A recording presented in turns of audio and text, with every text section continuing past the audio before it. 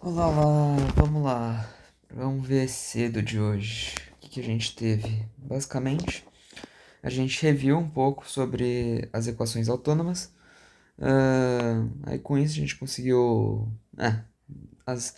Tipo, não as equações autônomas, mas basicamente sobre como funcionam os autovetores, os autovalores e o cassino 4. Basicamente, se a gente tem aqui duas equações. Deixa eu pegar aqui só para ver um treco. Ó, eu vou falar então aqui, revisando as aulas que a gente teve de sistemas lineares de equações algébricas. Basicamente, o A vezes x vezes b é igual a b, ele é a forma matricial de um sistema linear, que a gente basicamente tem duas equações, que temos o A11, x1 mais A12, x2 é igual a b1, e o A21 x1 mais A22, x2 é igual a b2. Em que, bem, isso aqui se a gente fizer que o A, a forma matricial, o A, ele é o A11, A12, A21 e o A22, a gente consegue aqui uma matriz. Uau, não me diga. Aí, se a gente multiplicar essa matriz pelo autovetor x1 e x2, a gente consegue os valores de b, que b1 e b2. Beleza? Perfeito. Aí, a partir disso, a gente consegue fazer uma equação de reta a partir desse treco aqui. Porque se a gente fizer que o y é igual ao b1 menos. Aqui eu tô. Calma aí, deixa eu só ver aqui um pouquinho. Só um adendo. Aqui o x2 a gente está chamando de y. Se a gente fala que o y é igual ao menos. É igual a b, sei lá. Y. Supondo que aqui fosse soma, y é igual a b1 menos a11 x1 sobre a12. E isso aqui é equivalente a dizer que se a gente fizer o A1 sobre A12, a gente tem um AX menos AX mais B. Sendo esse B aqui, vem para cá então. E aqui, se a gente soma essas duas constantes, a gente consegue o AX. Então, com isso, a gente consegue a equação da reta, que é o menos AX mais B. Aí, se a gente multiplica a forma matricial pelo autovetor x, a gente vai conseguir encontrar os autovalores se a gente fizer algumas transformações, sei lá, mano. Aí, bem, as retas elas podem ser paralelas, concorrentes ou coincidentes. Se elas forem paralelas, elas têm a mesma direção. Se elas forem concorrentes, elas se cruzam. Se elas forem coincidentes, elas basicamente são paralelas e elas têm a mesma direção e elas são a mesma reta, basicamente. Aí, a partir de um sistema, um sistema ele tem uma única solução, C e somente C, o determinante é diferente de zero. Então, tipo, se o determinante da matriz é igual a zero, então ele tem mais de uma solução, ou nenhuma solução, basicamente. Se o det for diferente de zero, então é SBD, ou seja, ele tem uma solução única sendo concorrente. Aí o determinante vai ser da matriz A, que seria essa aqui, o A1, A12, A21, A22. E aí, beleza. Aí tem três tipos de matrizes, como a matriz nula, que é 000, a identidade, que é tipo como se fosse um 1, porque se fazer a identidade vezes qualquer matriz, vai dar a própria matriz, basicamente. E temos também a matriz inversa, que basicamente se temos AB, temos BA. Então, B é a inversa de A, ou seja, hum, não sei explicar. Ahn, beleza. Se o A ele é igual a AN, A12, A21 e A22, e o A menos 1 existe, e a inversa de A existe, então a inversa de A é igual a 1 sobre dash de A. Aí, tipo, se a gente tem o A, que é o A11, A12, A21 e A22, o A menos 1 seria o A22, A menos A12, ô cacilo, menos A21 e A11. Basicamente isso. Essa aqui seria a inversa. E a determinante dela, e ela é igual a 1 sobre det de A. Beleza? E aí, beleza. O A, ele só é inversível. O A ser inversível indica que o determinante de A é diferente de zero, tá? Aí, se a gente fizer que a x é igual a b, a inversa de A vezes a x é igual a inversa de A vezes b. Se deve A de igual a zero, soluções minhas ou não, nenhuma. Se b é igual a zero, então, tá. Supondo que. Tá, isso aqui é para homogênea, se não me engano. Ou seja, tipo, caso o b seja igual a zero, se isso aqui, se b é igual a zero, então o b1 e o b2 vai ser igual a zero. E aí a gente consegue, para equações homogêneas, dizer que a vezes x é igual a zero.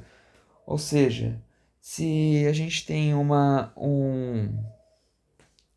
se a vezes zero é igual a zero, tá, existe pelo menos isso aqui, se temos essa forma aqui, um sistema homogêneo, então, existe ao menos uma solução real para isso aqui, porque se o autovetor x for igual a zero, então a vezes x vai dar igual a zero. Beleza? Beleza, beleza. Aí, a partir disso, a gente pode chamar os autovalores e autovetores. Aí, a equação a de x, a vezes x, ela define uma transformação, ou seja, um mapeamento entre vetores bidimensionais. Aí, se a gente tem o vetor x é igual a... Se o x ele é igual a x1, x2, então o y e o y é igual ao vetor ax, então a gente vai ter que... Isso aqui vai ser igual a y1, y2. Fiquei meio confuso aqui. Meu, eu me arrependo de não ter anotado tudo bonitinho que ela falou e tal. Transformou em outra coisa. Tá. Então, por exemplo, se a gente tem uma matriz 1, 1, 4, 1 e a gente multiplica pelo autovetor 1, 1, então a gente vai obter a matriz 1 vezes 1, 1 vezes 1, 1 mais 1 vai dar 2, 4 vezes 1, 1 vezes 1, 5, 2, 5. E aí, beleza, a gente conseguiu esse vetor. E aí, então, tipo, a gente conseguiu transformar. A gente transformou o vetor x em outra coisa, basicamente. Beleza, então a gente consegue usar essa matriz aqui para transformar o autovetor em outro vetor. Perfeito. Beleza, então é bom saber disso. Então, a vezes x é igual à transformação de um vetor. Transformação é a transformação entre vetores. Podemos transformar x em um outro vetor, basicamente. Beleza, beleza, perfeito. Aí, quais os vetores x tais que a vezes x é um múltiplo de x, isto é... Tá, aí a gente agora vai... Eu vou apagar, tá, agora tudo que eu anotei aqui, porque eu tô lendo o caderno. Tá bom. Então, aí a gente perguntou, quais são os vetores x tais que a x é múltiplo de x. Tá, o que isso quer dizer? Significa que, por exemplo, se a gente tem a vezes x é igual a uma constante vezes o vetor x, em que o r é uma constante e pertencente aos reais, aí se o vetor x for um vetor associado à matriz A e o r for um alto valor associado, tá? Então, tipo, então o x é um alto vetor associado a matriz A, e o R, ele é um alto valor associado à matriz A também. Associado, vai, só associado, dane-se. Aí, se o x for igual a zero, isso vai ser sempre real, então a gente vai meio que ignorar esse caso, porque senão, sem graça, basicamente. Ah, não, peraí. É? Calma aí, acho que eu tô cabaçando. Não, não tô cabaçando, não. Mas, bem, então a gente não vai usar o x igual a zero, porque meio que isso aqui vai ser real sempre, zero igual a zero e tal. Então a gente vai tentar achar outros valores. Por exemplo, se a gente tentar o a vezes x é igual a r vezes x, sempre colocar aqui o vetorzinho, aí a gente consegue passar isso aqui para o outro lado, ficando um a menos r, isso tudo multiplicado por x, que aí vai ficar x menos rx, e isso aqui é igual a zero, porque a gente passou isso aqui para o outro lado, certo? E aí, com isso, a gente consegue falar que o vetor, a matriz, por exemplo, supondo que é A11, A21, não, A12, foi mal, A12, A21, A22, menos o R vezes a identidade, que seria o R vezes 1001, porque a identidade é como se fosse uma matriz 1, certo? Porque identidade vezes A é igual a A. Então, né, basicamente essa é a ideia. Isso aqui, a gente, vezes o vetor x é igual a zero. Aí, existe. Isso aqui vai existir só se a determinante de A menos R vezes I, se preferir, for igual a zero. Porque, como a gente mostrou antes, se o det é igual a zero, então, se. Opa, foi mal, calma aí. Se det é igual a zero, então existem soluções infinitas ou nenhuma. Calma aí, deixa eu tentar entender aqui rapidão. Tá, galera, aprendi, rápido, usei a NetIA aqui, mandei no grupo errado nesse meio tempo, mas é a vida. Basicamente, ó, esse determinante tem que ser igual a zero, porque se o determinante for diferente de zero, então a matriz ela vai ser invertível. Isso implica, se caso ela seja invertível, então a única solução para a equação vai ser det de A de para a equação de a menos r vezes i vezes o vetor x é igual a zero, vai ser se o vetor x for igual a zero, que é o que a gente não quer, porque, né, basicamente é o treco que a gente não queria, basicamente. Então, vou ler aqui o que a IA falou. Em outras palavras, a existência de soluções não triviais para a equação a menos r vezes i vezes x é igual a zero está diretamente relacionada à singularidade da matriz a menos ri, que é determinada pelo seu determinante. Beleza. Então, basicamente. Tá, deixa eu ver mais uns trechos. Beleza. Aí então a gente chega que o determinante de tem que ser diferente de zero, porque caso ele seja igual a zero, então ele vai ser. Significa que a equação é invertível, e aí, caso ela seja invertível, a única solução seria igual a zero. Então, para provar que o determinante de a menos r vezes i é igual a zero, a gente vai fazer o a menos. Bem, vamos fazer o a menos o a. Então vai ficar a1, a12, a21, a22 menos R00R. Isso aqui vai ser igual a zero. Então a gente pode dizer que o A11 menos R, A11 menos R, A12, A21 e A22 menos R, o determinante disso vai ser igual a zero. Aí a gente pode fazer o A11 menos R vezes A22 menos R, A1 menos R vezes A22 menos R, e o A12 vezes A21 é igual a zero, menos. Então, perfeito. A gente poderia fazer assim para provar que o determinante ele é igual a zero. Beleza? Beleza. Beleza. Aí a gente vai chegar em uma equação de segundo grau, porque vai ter r quadrado e o cosseno 4. Aí, se o determinante for menor que zero, então existe. Então a gente vai ter que usar números complexos. Se o delta for igual a zero, então os dois autovalores vão ser iguais. Se o delta for maior do que zero, então os autovalores vão ser diferentes. Beleza. Aí para a gente calcular os autovalores, é só a gente resolver esse delta e aí a gente vai conseguir os autovalores, que aí vai ser R igual a, sei lá, e R igual a outra coisa. Vamos colocar A e B. Beleza. Aí para achar os autovetores, a gente vai ter que fazer o caso R igual a A e também vai ter que fazer o caso R igual a B. Aí, caso R igual a A, aí a gente teria que fazer aqui. Por exemplo, se x é igual a x1, x2, então a gente volta para a equação que tá, acho que aqui,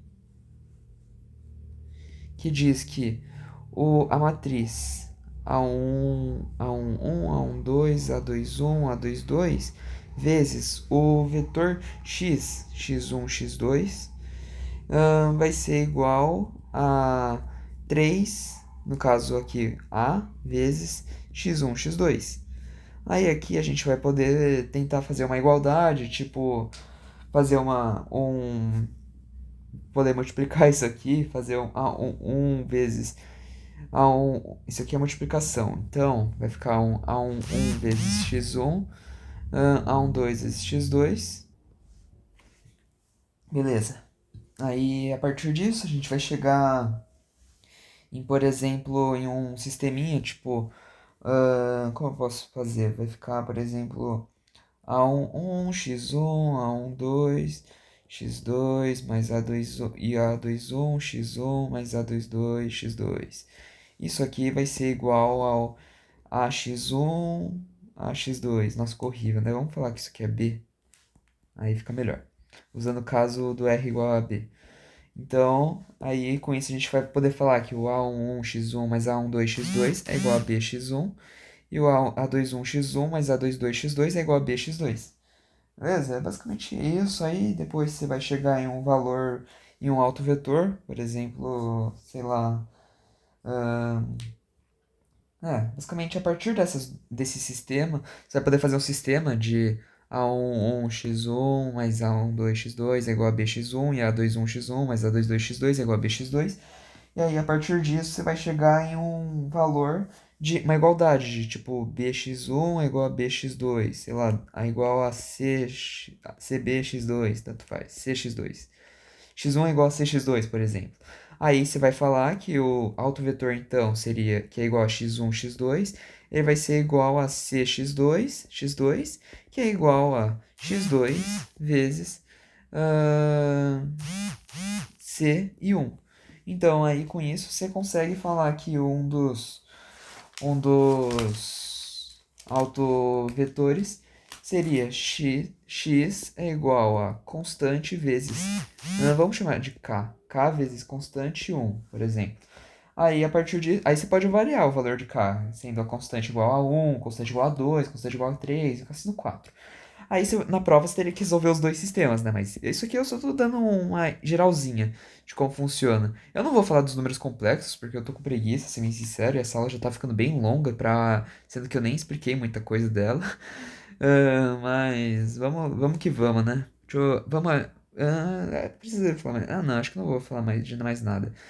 Aí com isso a gente conseguiria Aí com isso a gente vai conseguir uma equação. Vamos conseguir. A gente conseguiria falar que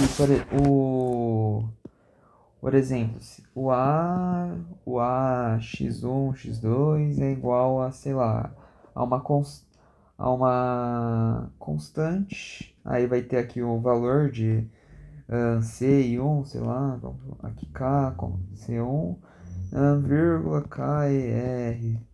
Tipo, o x2 seria uma constante que é o K.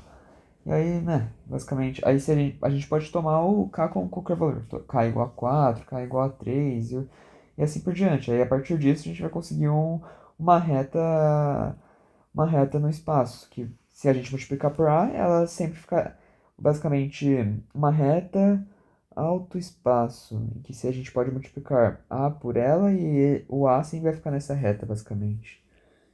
Isso aqui eu tenho que perguntar melhor para a professora, sendo sincero. Amanhã acho que eu vou. Como amanhã eu vou ficar na monitoria mesmo? Não, amanhã eu não vou, né? Amanhã é quarta. Então eu vou. Calma aí. Beleza, vamos começar então aqui a ver a aula 13. Eu já enrolei demais, né?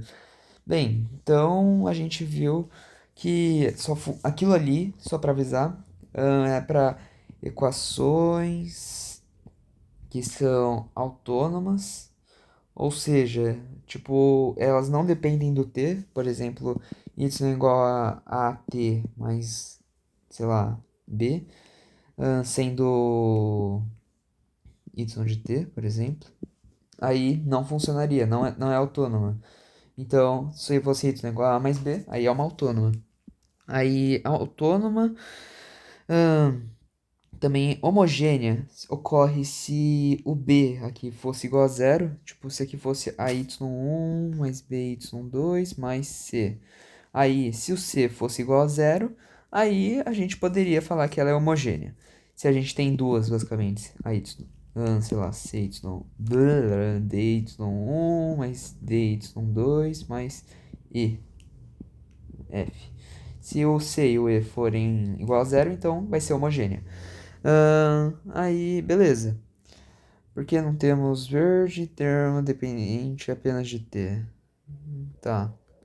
Aí, o ABC, e tendo as variáveis A, B, C, D como constantes, aí a gente consegue fazer tudo que a gente estava falando lá, de fazer o... mas aqui a gente fez com o y' igual a y1. Eu não revisei tudo agora que eu tô pensando, mas dane-se. Tô com preguiça de explicar o resto e já gastei muito tempo nessa aula e eu preciso dar uma revisada em FEMEC. Beleza. Então temos que y' e y2' como os elementos do autovetor. Sei lá. Tá, eu tenho que revisar os slides da aula, só um segundo. Ai, Jesus.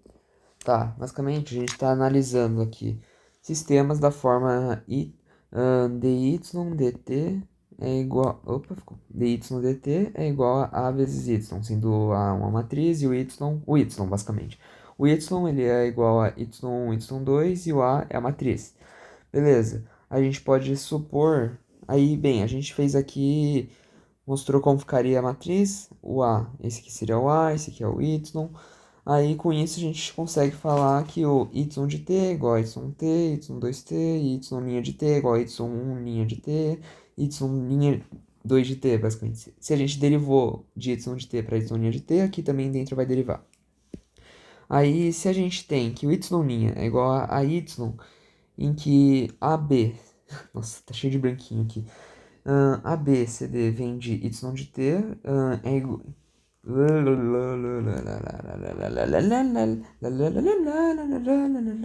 Bem, dada a similaridade entre y' é igual a y com y de t é igual a ky, porque o y de t é igual a ky, se a gente derivar y'... Não, o que eu tô falando, meu? O y' de t... Bem, aqui a ideia é que o y' de t é igual a y vezes k. Isso só ocorre se a gente tem que o y de t é igual a e elevado a t. Não, e elevado a t. E elevado a k vezes t. Aí a derivada vai dar igual a isso. Aí, beleza. O y de t é igual a constante vezes e elevado a kt. Perfeito, perfeito. Eu copiei assim mesmo? Deixa eu aqui ver no meu caderninho mágico. Meu Deus. Y de t é igual a constante vezes e elevado a kt. Aí, dada a similaridade entre y' é igual a y com y de t é igual a ky, porque se a gente derivar o, o treco, a gente pode supor uma solução para y' é igual a y, seja da forma y de t é igual a vetor vezes e elevado a lambda t, em que v é igual a um vetor, autovetor, sei lá.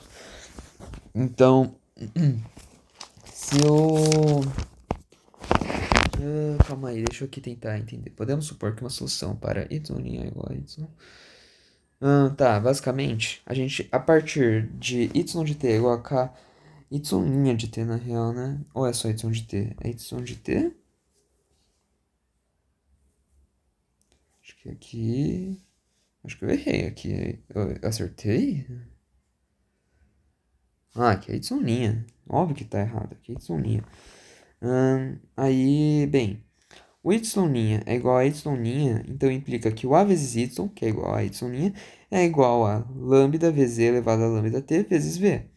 Por quê? Porque, bem, se o y de t é igual a v vezes e elevado a lambda t, o y' vai ser v vezes lambda vezes e elevado a lambda de t, que isso aqui é a derivada. E aí, fazendo que. Aí se a gente falar que o y, se a gente substituir o y aqui por v vezes e elevado a lambda t, a gente vai chegar nisso aqui. E aí, olha só que incrível. Podemos cortar esse e lambda t com esse e lambda t, ficando a vezes v é igual a lambda vezes v. Beleza? Então aí, com isso, a gente consegue falar que a gente chegou na formulinha que a gente tinha chegado antes, basicamente, que é o A vezes V é igual a constante vezes V. A diferença é que a gente está usando o lambda aqui porque eu fui cabaço e não quis mudar com a professora, porque eu já tinha gastado muito branquinho. Aí aqui está um exemplo, se o y' é igual a 2, 3, 2, 1, esse aqui é o A, e vezes y, aqui é o A vezes y, né? Uau, nossa, não me diga, gênio. Aí temos a hipótese inicial, que o y de t é igual a e elevado a rt vezes v. Beleza. Isso aqui é a nossa hipótese inicial. Isso aqui a gente tira do nada. Basicamente, é uma técnica em que a gente só supõe que o y de t é igual a e elevado a rt. Em que aí, a partir disso, a gente vai conseguir uma resolução. Se a gente derivar essa maravilha aqui, a gente vai chegar em r vezes e elevado a r de t vezes v. Aí, aí fazendo y' igual a y', a gente vai chegar em 2, 3, 2, 1 é igual a r vezes e elevado a rt. Cortando os dois e elevado a rt, vai ficar. Opa, cortando? Cortando. Mas aqui eu não cortei porque eu fui burrinho. Porque eu tava com preguiça. Aí, fazendo aqui os trecos, a gente corta e vai chegar nessa maravilha aqui. E nossa, é o que a gente já tinha visto. Aí, a partir disso, a gente fala que o determinante tem que ser igual a zero, porque agora a gente sabe que se o determinante for diferente de zero, ela vai ser inversível. E aí, se caso ela seja inversível, o treco vai dar igual a. O x vai ter que ser. A única solução vai ser se x for igual a zero. Nesse caso, o v é igual a zero. Então, né.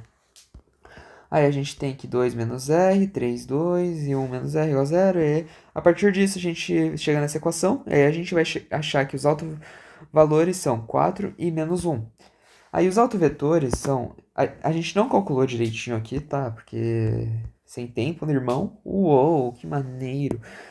Os autovetores são R1 é igual a 4 e o vetor de R1 é igual a constante de 1, 2 terços. Isso aqui descreve os autovetores associados a R1, como a gente já tinha mostrado, a gente já viu o processo, que eu ensinei aqui rapidinho, de uma forma bem encabaçada. Aí o y de t é igual a e elevado a... Nossa, que letra horrível! Só um segundo. Yay! Que é isso? 4. Porque aqui esse aqui é do caso do R igual a 4.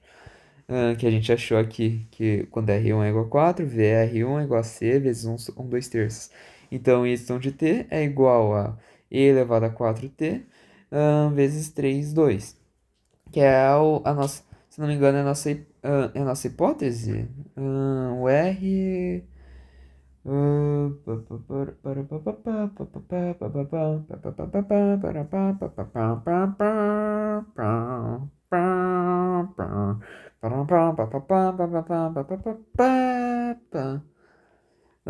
Em que o y de t ele é igual a e elevado a rt, é a nossa hipótese inicial.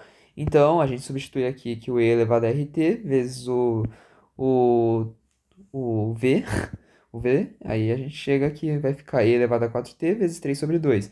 Esse 3 sobre 2, a gente podia ser qualquer coisa, podia ser 2 terços, contanto que fosse múltiplo de 2 terços, já tava bom, tá? Aí você só fala, nossa, usei o vetor c igual a 3, porque eu sou diferentão. Aí também a outra possibilidade seria o y2t é igual a e elevado a menos t de 1 em 1, que são, os dois vão ser soluções do sistema. Aí aqui a gente usou o c igual a 1. Aí como a gente obtém a forma geral das soluções de uma EDO homogênea? Basicamente, a gente... Vocês sabem o que é base canônica? É a ideia lá de GA, em que, por exemplo, a gente tem aqui o vetor assim, um unitário, e aí esses dois vetores aqui, eles conseguem formar um plano inteiro. Todos os outros vetores, basicamente. São os vetores que formam todos os outros vetores do plano por combinação linear. Aí, em um sistema de n equações diferenciais, seu conjunto fundamental terá n vetores de solução. Uou, incrível! E daí? Basicamente, se a gente tem, então, um sistema com duas equações diferenciais, seu conjunto fundamental terá dois vetores. E o que é o conjunto fundamental? O conjunto fundamental, eu não escrevi aqui, nossa, foi um cabaço. Conjunto fundamental de n vetores, solução linearmente independentes do sistema y linear igual a y em um vetor intervalo. Basicamente, o conjunto fundamental são os vetores solução, são os vetores solução, né? Duh. Então, o conjunto de n vetores solução linearmente independentes do sistema y' é igual a y em um intervalo i formam um conjunto fundamental de soluções do sistema. Beleza, e nesse exercício que a gente fez aqui, a gente... Ih, tá chovendo? Não, é só minha janela rangendo, que eu vou morrer provavelmente hoje. Aí, bem, se a gente fala que o conjunto fundamental de soluções seria y de t é igual a e elevado a 4t vezes 3 sobre 2, e y2 é igual a e elevado a menos t, 1 menos 1. Esses dois vão formar um conjunto fundamental de soluções do sistema, y' é igual a y. Isto é, todas as soluções do sistema são da forma y de t é igual a c1 vezes y1, são duas constantes, né? Uou! E aí isso aqui vai formar essa maravilha aqui, que é o C1 vezes e elevado a 4t vezes 3 mais C2 vezes e elevado a menos t. De onde saiu esse 3 e 2? Daqui, ó. A gente só multiplicou esses bagaços aqui e aí chegou nessas maravilhosas coisas aqui. Somou os dois vetores seja feliz. Aí a partir disso a gente pode criar qualquer solução do sistema e a gente também pode analisar o t, porque se o t tende a infinito, então, por exemplo, se o t tende a infinito aqui, o C2 vai tender a zero, porque vai ficar C2 sobre e elevado a infinito, que é zero. E aí, então, só vai depender do C1, essa função, que aí vai ficar C1 vezes infinito, que aí pode mudar tudo. E aqui a mesma coisa. Esse C2 vai tender a zero, assim como esse C2 aqui. E aí, esses dois C1s aqui, eles vão controlar, então, toda a função. Toda a solução. E aí, se o limite tende a zero, então a gente vai poder escolher entre o C1 e o C2 para eles fazerem com que a solução dependa deles, basicamente. A gente vai variar. Aí para verificar se eles são base, eles são LI.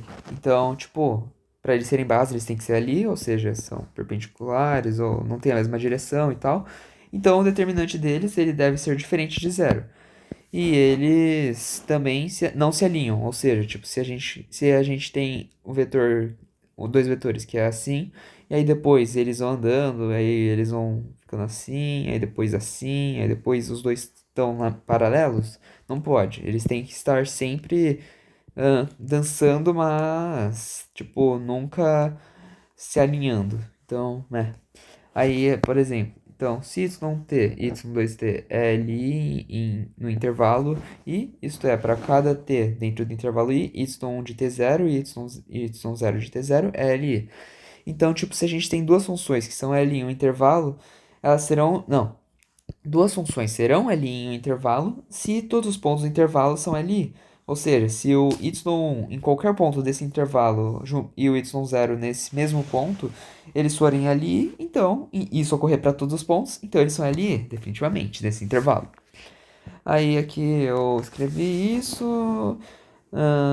Aqui a gente mostrou que y1 e y2t formam um conjunto fundamental de soluções. Para isso, a gente precisa verificar se esses formam um conjunto linearmente independente no intervalo i. Para isso, a gente calcula o determinante em Wronskiano entre eles. O que é esse treco Wronskiano? Basicamente, a gente vai fazer o determinante dos vetores, né? Sei lá, dos vetores que formam um conjunto fundamental. E aí, caso ele dê diferente de zero, significa que eles. Basicamente, que o intervalo. O intervalo é para todos os t's em que isso aqui, a determinante vai ser diferente de zero, como a gente tinha falado aqui. Em que ele é li, caso se o determinante for diferente de zero. Eu escrevi isso em algum ponto, lembro de ter lido agora há pouco, mas não lembro onde. Mas basicamente, então a gente faz esse determinante de Wronskiano, o determinante Wronskiano. E aí, caso o determinante dê zero para algum t, então esse t vai estar fora do intervalo do conjunto fundamental. Que ele tem que ser diferenciado para eles serem ali, beleza? E aí, tá. E para eles serem ali, significa que eles são uma base. E aí vai, sim, um monte de coisa e assim por diante. Então, dada uma condição inicial, y0 é igual a y10 e y20, ela é sempre possível encontrar o C1 e C2 constantes, tais que y de t é igual a C1 y1t mais C2 y2t, satisfaz tal condição. Beleza, vamos continuar aqui. Aí, assim. Tá, então, dada uma condição inicial, y0 é igual a y10 e y20. Isso aqui é sempre possível de se encontrar uma constante 1 e constante 2, tais que y de t é igual a c1 vezes y1 de t mais c2 y de t. Satisfaz tal condição, ou seja, o. Beleza. Aí. Isso implica que a. Isso significa que, tipo, a combinação linear de y1 com y2 vai. O y de t é a combinação linear de y com y2, e isso aqui pode ser uma solução também. Aí, né, aqui a gente encontrou as soluções do sistema, que é do exercício que a gente fez, para y0 igual a 2 terços, em que basicamente. Meu, o cara trollou, o cara devia ter falado os números mais ferrados. Se fosse eu falaria um 128 e um 351. Nossa, números bons, hein? Ó, eu encontro agora? Tô com preguiça, né? Mas, vai, eu encontro. Bem, basicamente, se a gente tem y0 igual a 128 e 351, e a gente sabe que a solução geral, ela é, então, escrevendo aqui, constante vezes e elevado a 4t vezes 3, 2, mais constante 2 vezes e elevado a menos t, 1 menos 1. Aí, se a gente quer que aí é y de zero, né? Então, aqui e elevado a zero vai ficar 1, e elevado a menos 1, zero, vai ficar 1 também. Então, beleza, temos essas duas maravilhas aqui. Isso aqui, y de t, y de zero vai ser igual a 128, 351. Beleza? Aí com isso a gente tem que 3c mais C2, 2c menos C2 é igual a 128 e 131. E aí 3c mais C2 é igual a 128 e 2c menos C2 é igual a 351. Foi mal, foi mal. Esse número aqui que é o sigma alfa, beta, lindo. Tá, aí se a gente tem aqui um sistema, se a gente somar essas duas equações, temos que 5c é igual a 9, 7, 479, e o c é igual a... Nossa, que número feio. 958, 95,8, o C1.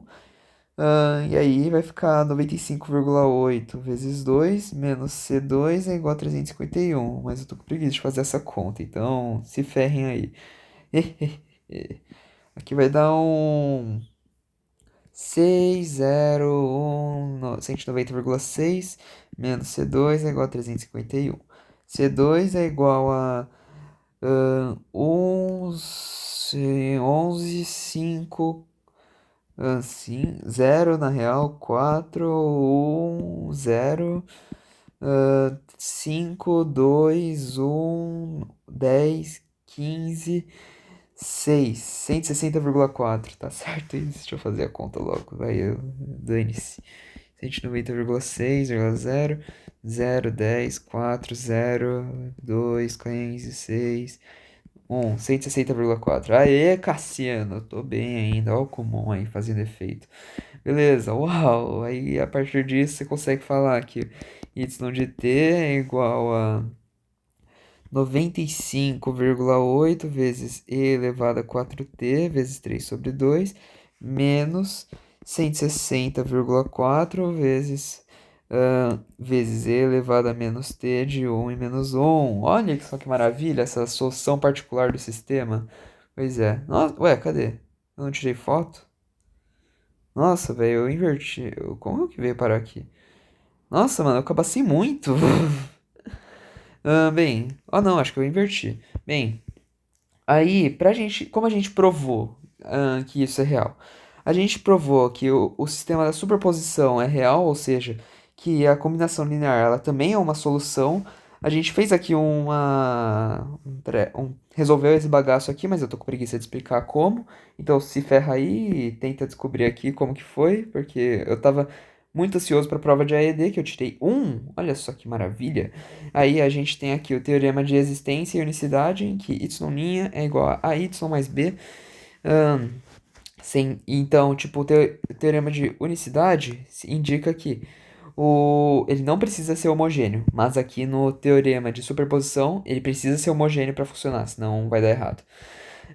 Basicamente, se A e B são constantes independentes, independente de ser homogêneo ou não, existe uma única solução para o sistema que satisfazendo as condições iniciais. Então, se a gente tem uma condição inicial, só vai ter uma única solução do sistema possível de ser feita. Beleza? Então, se a gente tem y' a y, um sistema necessariamente homogêneo, já que se não for homogêneo, o princípio da superposição não vale. Se temos y1, y2 são matrizes de solução, então y é igual a. Então, se tivermos uma condição inicial, y é igual a c1 vezes y1 mais c2 y2, só terá uma única solução possível. É basicamente isso, meu. Essa foi a aula de hoje. Eu podia ter explicado tudo isso em 20 minutos, mas eu decidi revisar um pouco o princípio, digamos assim. É, basicamente isso. Então, tchau, tchau, meu. Vou ir fazer exercício de FEMEC agora. Bye, bye.